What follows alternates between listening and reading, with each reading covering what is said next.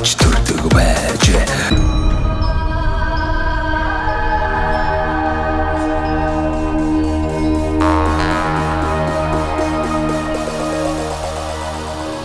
Монголчуудын гол онцлог бол одоо нүүдлийн соёлын иргэншилтэй, мал аж ахуйгаар одоо эртээр үсэл бид нар ингэж явсан дандаа л малчтын үр хөвгтүүд тийм ээ хэдийгээр одоо хотчоод одоо гадны орн шиг хэдэн 100 жил болоогүй ингээл тэгсээр нөгөө тэр хотчлтын тэр алдаа оноотой сайн муу талыг бид нар ч хараахан одоо л ойлгож эхлэх гээд байгаа шүү байна. Хитрхи хотчгоороо ямар их сөрөг одоо нөлөөл дагуулдгийг хүн амынх нь одоо талаас илүү хувь нь хотод ингээд бохирдолтой нөхцөлд амьдраад байдаг. Энд ч нөгөө эрүүл аюулгүй орчинд одоо амьд явах эрхтэй гэсэн хуулиа бид нар бүр одоо чөкчөөд хэлж байгаа. Үндсэн хуулиас ингээд чөкчөөд хэлж байна тий. Тэгэхээр манай төрийн бодлого бол энэ Монголынхоо энэ цөөхөн 3 сая 500 мянган одоо хүрж байгаа энэ ард иргэдэд яаж эрүүл цэнгэг агаарт эрүүл аюулгүй орчинд яаж амьдруулах вэ гэдэг одоо үндсэн хуулиа одоо бид нар биелүүлэх хэрэгтэй байхгүй.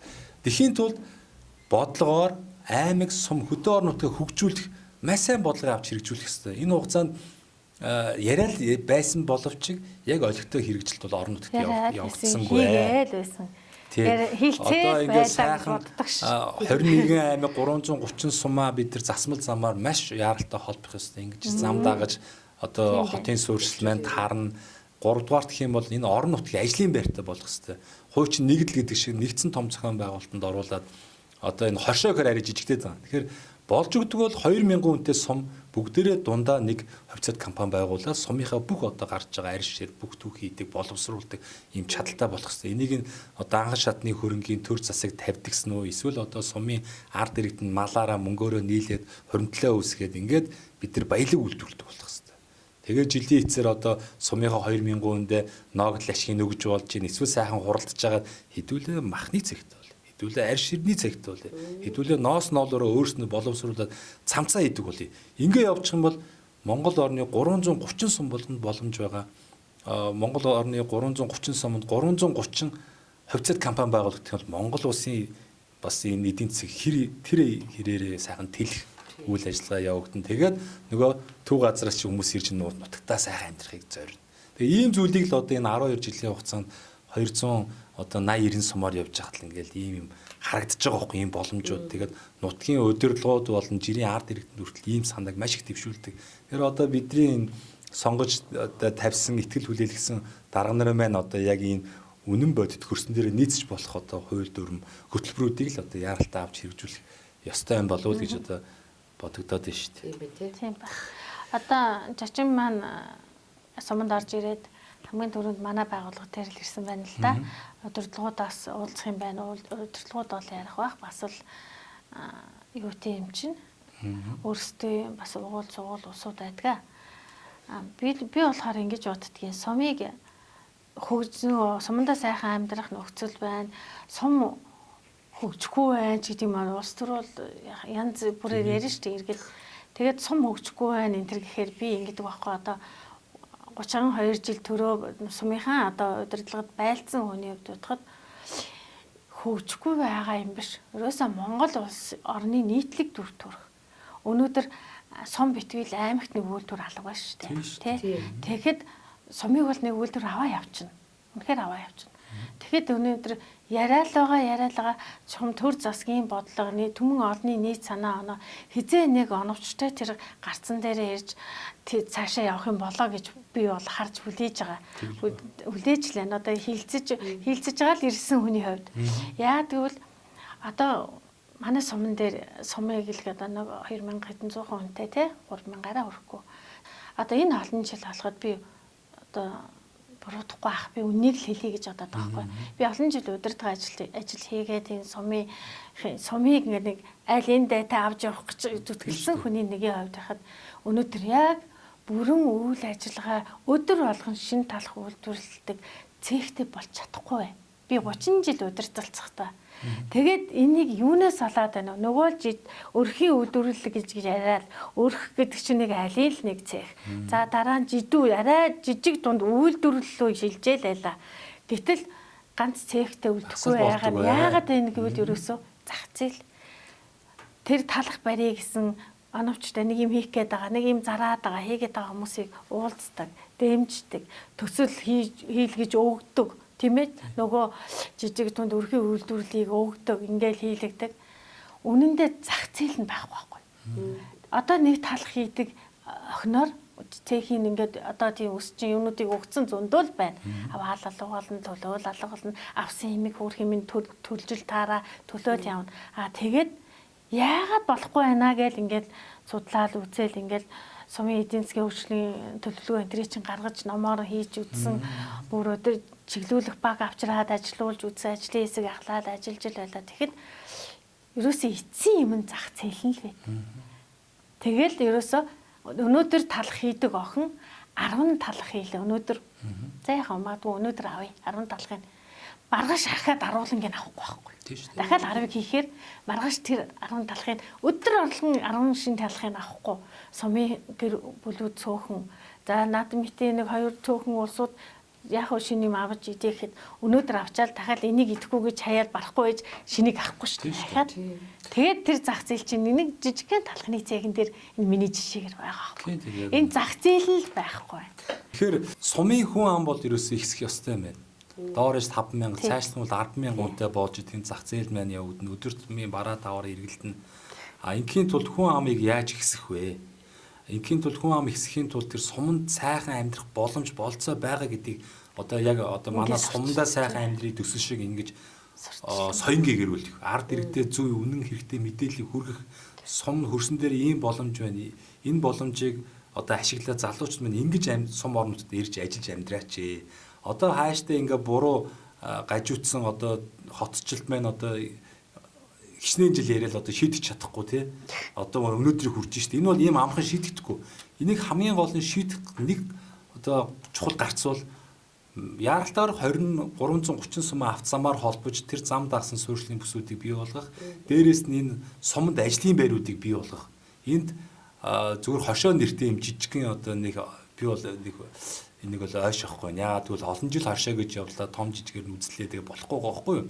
Хошоо 4-5 хошоо гарахаар бие бинийгаа нухчин дарддаг хин нэг жоохон залтай хөдөлгөөнтэй нөгөө хэдээсээ төрүүлж ингээд ченж мэйгээр явцдаг. Энэ бол бүтэхгүй байгаа. Зүгээр л нэг арга ядсан. Ерөөсө том хэмжээний хувьцаат компаниудыг энэ сум за нэг сум дээр биш юм а болохгүй байгаа бол хүн ам цөөдөд байгаа бол 2-3 сумыг нийлүүлээд нэг одоо тэр бүс нутгаа хангасан нэг хувьцаат компани. Тинчээ гарч байгаа түүхийдийг одоо анхан шатны тордолтын нэгээд дотоод гадаад үйлдвэрлэлүү экспортлыг үйлдвэрлэл хийдэг. Бүр чаашлах юм бол энэ бүс нутагт нь ажлын байр тэр боломжтой хэлбэрээр үйлдвэр цехүүдийг байгуулад. Тэгээд ингээд сум болгон төрөлжиж болно шүү дээ. Бүгдээрээ адилхан юм хийхгүй тий. Одоо шивл одоо танаа сум гэхэд суудлын сайхан бүрээс иж болж байна. Нөгөө сум нэхэд тэнд одоо юу гэдгийг утсаа ярьдаг гэж болж байна. Нөгөө сум тэнд одоо жинхэнэ ойдлчин бүсгүүчүүд цамцаа идэг. Нэг ийм маягаар ингээд төрөлжүүлээд явах юм бол Монгол орн үйлдвэрлэгч болох юм бол зүгээр хамгийн эко түүхийд нь Монголд байна. Хамаг юм нь бид нар байна. Энэ урд хойд том хөрш тэгээ зах зээл нь байна. Чаашлах юм бол одоо энэ баруун Европ, Америкч байна. Тэгэхээр энийг ерөөсөө л их уялдаа холбоотой судалгаатаар хийвэл одоо байж болоход байгаа байхгүй. Яагаад одоо ингээ хийхдэггүй өнөөдрийг хүртэл ингээ ирчихсэн. Тэгээ сум дээр бас нэг харамсалтай зүйл нь одоо энэ намын талцал бол маш их байдаг юм байна. Тэгээ уг нь бол ялангуяа нэг л нутаг орныхоо төлөө явж байгаа хүмүүс тийм ээ сайхан одоо ингээд биенийгээ дэмжээд л сайхан явмаар байна. Тэгэхгүй нэг нь гарч ирээл нэг 4 жилийн мэйжтэл нөгөөт нь гарч ирээл бүх юмыг үгүйсгээл бүх юмыг унгаагаал дахиад нэг хийгээл нөгөөх нь ингээл болох гэж идэл дахиад нөгөөт нь гарч ирээл ингээд нэг ээлжлээл нэг тамийн тооны үлгэр шиг яваад байна шүү дээ. Тэгэхээр энэ нэг одоо систем болон хөвшмөл ойлголтыг бид нар одоо өөрчлөх цаг одоо ирсэн болсон алим болгоод энэ за нам улс төрийг одоо тэр тасаараа төрд ажилласан одоо ч төрд байгаа над шиг хүмүүс бол одоо юу ярих вэ? Гэхдээ энэ нам гэж айх тэр эцээ эцэж штэ.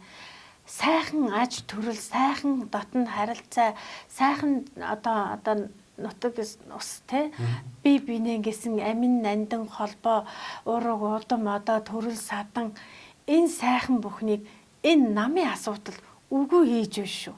Би энийг одоо яг энэ жил онцгой хараад байна, гайхаад байна. Яагаад гэвэл нь шүү дээ. Ажлаар барьцаал тийм. Ялсан нам нь хоморголож ажил томилно. Нөгөө хүмүүс нь одоо юу гэдгийг дараагийн одоо сонгуул болоо гэхэд ажилтай байхын тулд хүссэн үсээгөө дуртай дургу одоо нөгөө намныхаа үйлчлэлт явна. Нэг ийм одоо гажуудлыг бол бид нар одоо яг бүгдээрээ л мэдчихэж байгаа шүү дээ. Сайхан нутагтаа ингээд амар тайван аз жаргалтайгаар тий сумандаа ингээд аюу амар тайван аз жаргалтайгаар тэр соёлын төвдөө урлагийн наадам болгоод сумаараа дүүрэн цуглаад тэр гаднаас ирсэн тоглолтыг үзэхгүй нэ сумынхныгаа өөрсдөө очиж үзээ дүүрээ суучдаг. Эмэгтэйчүүдийн чуулганыг одоо жил болгон эмэгтэйчүүдийн байрыг бид тэмдэглэж байна.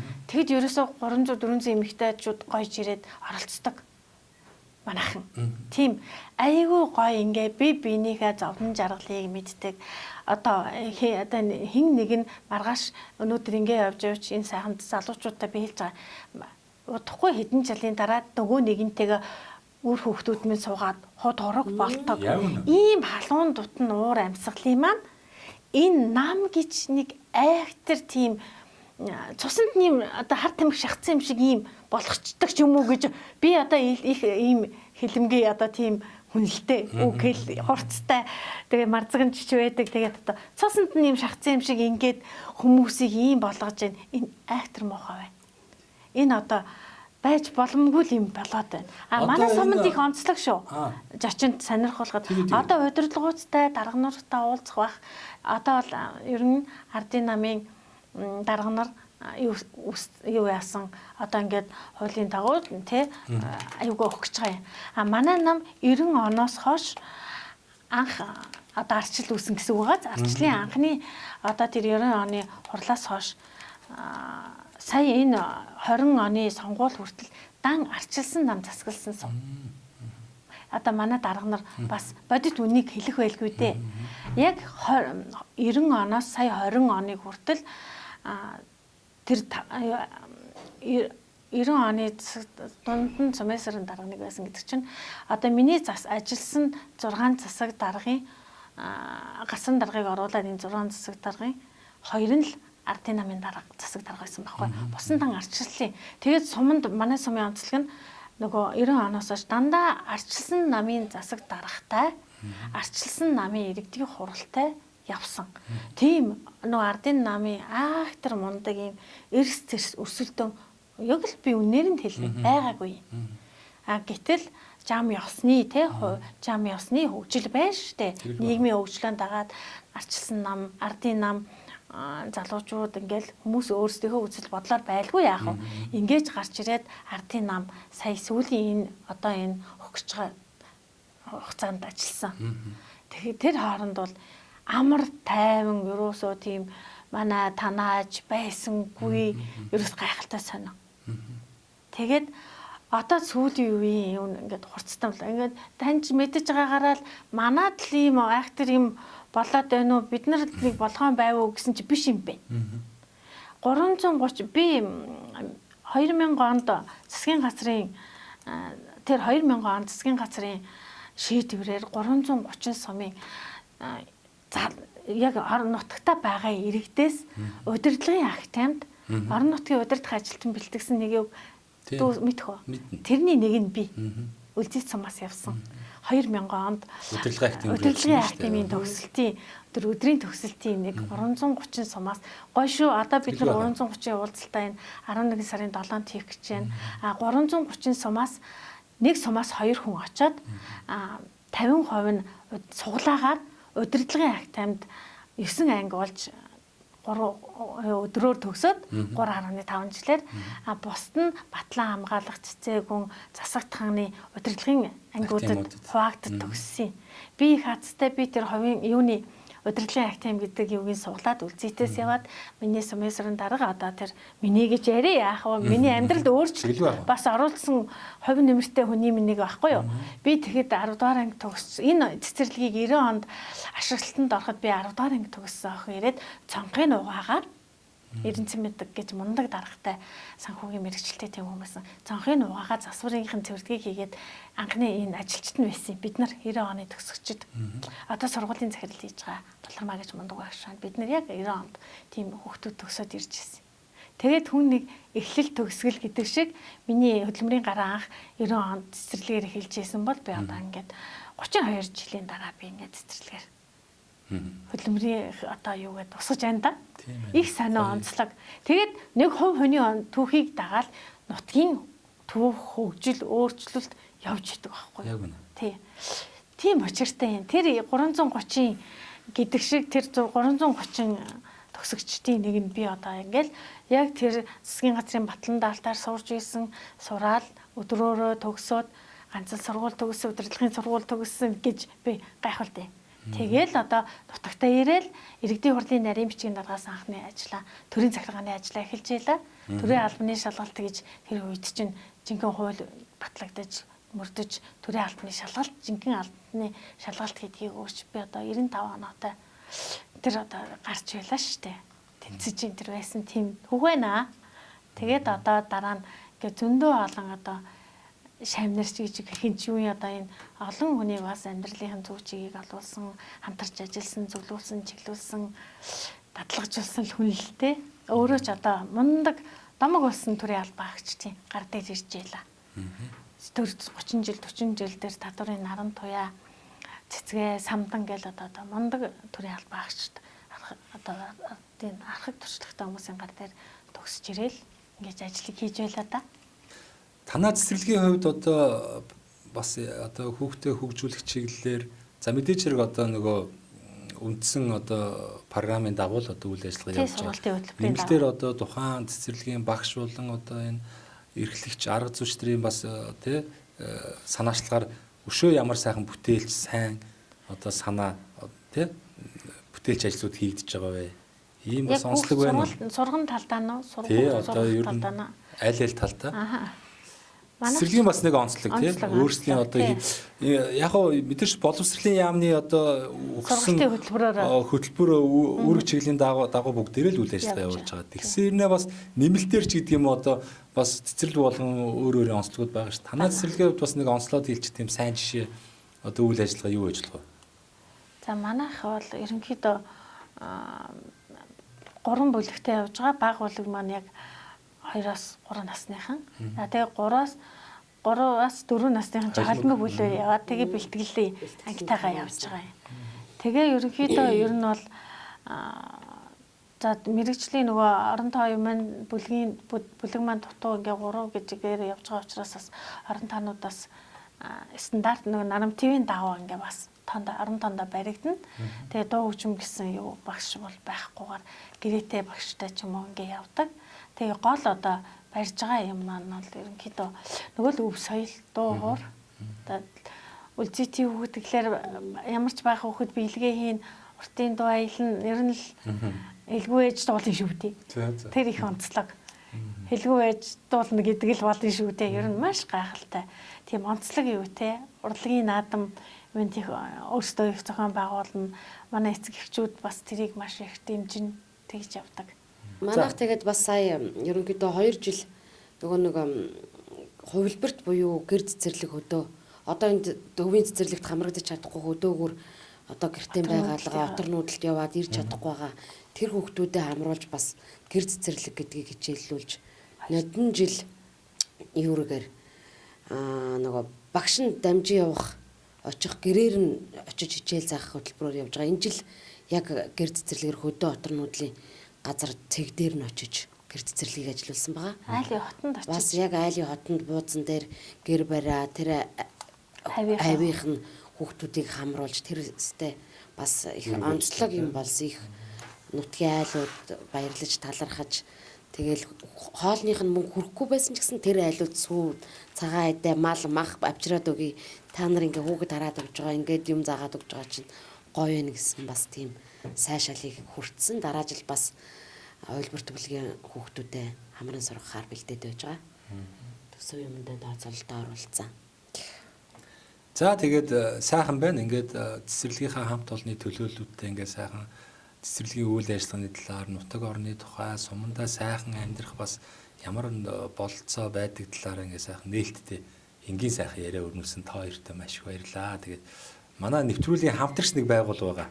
Мөнх ампер констракшн гэдэг барилгын материал үйлдвэрлэдэг юм хамт олон байгаа.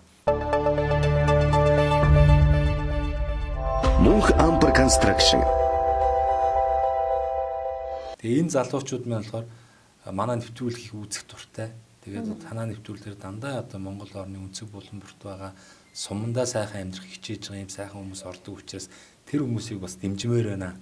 Мэдээж хэрэг суман дээр одоо сайхан байшингаа өргөдгөх одоо тэгээд л ажлын байраа барих ч гэдэг юм уу барилгын материалууд одоо суманд бас хэрэгцээтэй байдаг. Тэгэхээр энэ хүмүүсээ дэмжиж 10% хөнгөлөлтөд ирэхээр одоо барилгын материал авах эрхийг олгоё гэсэн юм сайхан хамт олон байгаа. Тэгээ Мөнх Ампер Construction-ы залуучууд маань том лего блок гэдэг нэг сүүлүүд хэрэглээд байгаа том блокнуудыг үйлдвэрлэж байна. Вакуум цонхнуудыг үйлдвэрлэж байна.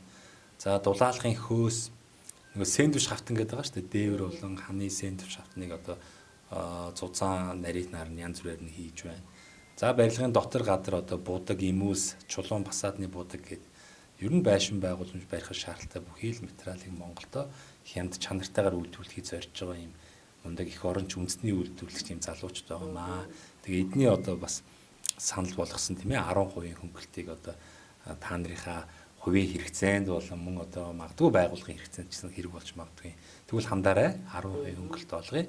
За дээрэс нь энэ завшааныг ашиглаад цэнхэр дэлгэцээр энэ Дундгов аймгийнхаа Үлзийд сумын уугуул суугуул зон олон ард иргэдтэй та хоёрыг минь таньж мэддэг сайхан ах トゥ төрөл төрөсөд за мөн одоо оюутан ахуй цагийн анд найз нөхдүүдтэй бас энэ нэвтрүүлэг гарах өдрийн сайхан чин сэтгэлийн мэдлэгийг та хоёр минь үргээч. За тэгээд харах. За баярлалаа. Энэ сайхан нэвтрүүлэг маань манай сумыг зориод манай байгууллагаас эхлээд ингээд явж байгаа. Үнэхээр баярлалаа. Үнэхээр сайхан нэвтрүүлгүүдийг би бас үздэг, байнга дагагчаар явдаг. Саяхал өндөр шилд очсон маань гэхээр одоо манайд өгч байгаа юм байна даа гэж өчигдөрхөн тэгжсэн жаар өнөөдөр ирэх гэж байна гэдэг ингээд ирээд ирсэнд баярлалаа, талархлаа. За тэгээд манай хамт олон ажлынхаа хамт олон болон сумын нийт ахмад залуучууд үр хүүхэд бүгдэнд нь энэ сайхан урт налгар намрын сайхан өдрийн мэндийг хүргье. Сайхан өвлжөөрэй. За хорлоо их сайхан мэдлэг өргөе. Одоо хорлоо ихчээр хорлоо дарга гэж одоо сурцсан даа. Сурцсан хорлоо даргал гэж. Заримдаа ч их ч гэхээр юу лээ гэж боддог байдаг шүү дээ. Бас ч тийм бай яхаа тэр дарга гэдэг нэрэнд биш л дээ. Тэгээд намайг дарга гэхээр заримдаа би гайхдаг шүү дээ. Юу лээ. Тийм. За сумандаа сайхан амьдрэх гэсэн нэвтрүүлгийг үзэж байсан. Тэгээд нэрээ жоохон ингэж өнөөдөр өглөө ороод ирнэ гэж бодсонгүй. Тэ ажил явдгаараа яваал сая ирэх чинь нөгөө бид нар их тооцоод олуулаа сууж гисэн шүү дээ. Тэ. За миний хувьд бол сая бас ярианда миний ярианд одоо яг редакторлогдох үгүйг нь мэдэхгүй байна. Би бол тэр 2004 онд 330 сумын засгийн газрын шийдвэрээр тухайн тэр бол маш мундаг юу байсан. Шийдвэрээсэн, оновчтой шийдвэрээсэн. Тэр суралцагчдын нэг удирдлагын академи 2004 онд төгсөж байгаамаа. Тэгээд 330 сум болгонд байдаг төгсөгч найз нөхөдтэй бид нар бас бие ангаараа группээрээ бас юм юунууд байдаг. Тэгээд бүх төгсөгч найз нөхөдтэй одоо энэ өдрийн мэндийг бас өргөн дэвшүүлье. За дараагийнх нь үнэхээр энэ сумандаа сайхан амьдрий гэсэн энэ нэвтрүүлгийг үнэхээр оновчтой гоё одоо олсон суманд ирээд сумын үнэтэй яг энийг л ярих маш гоё. Энэ сумандаа ажиллаж амьдарч байгаа иргэд төрийн албаа хаагчид залуучууд бол үнэхээр нутагтаа хайртай, сумандаа хайртай, амьдрал тайртай. Ерөөсөө тэр ямар нэгэн тэр улс төрийн шалтгаан, эдийн засгийн шалтгаан ийм юугүйгээр жин сэтгэлээсээ сумантаа амьдардаг, ажилдаг, залуунасаа зориулдаг, хөдөлмөр оюунаа зориулдаг ийм хүмүүс байт юм аа. Одоо сумын төрийн албаагч бид нар чинь тэгээд сумаасаа л явахгүй сум нь бас зүрчгээд байгаа юм шиг сумаа санах багтаач гэж бодоод байх хэмжээнд очихлаа ингээд амьдран сууж байдаг ийм хүмүүс байдаг. Тэгээд бол газрын одоо нутаг орон бүхэнд нутагтаа сумандаа сайхан амьдарч сумаа хөгжүүлж байгаа сумынхаа төлөө чин сэтгэлээ зориулж ажиллаж амьдарч байгаа миний ижил одоо хүн бүхэн орон өдөөний иргэн бүрт одоо хамгийн сайхан ирээдүйг хамгийн сайн сайхныг хүсье өрөөё.